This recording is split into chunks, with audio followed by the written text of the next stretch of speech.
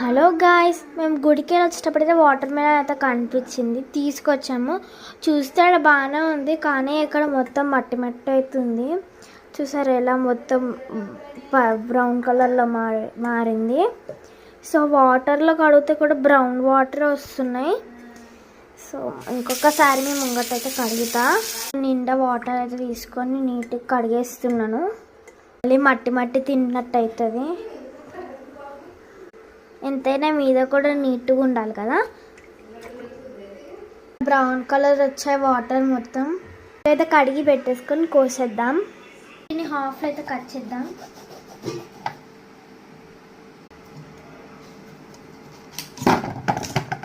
ఎంత రెడ్గా అని చూసారా.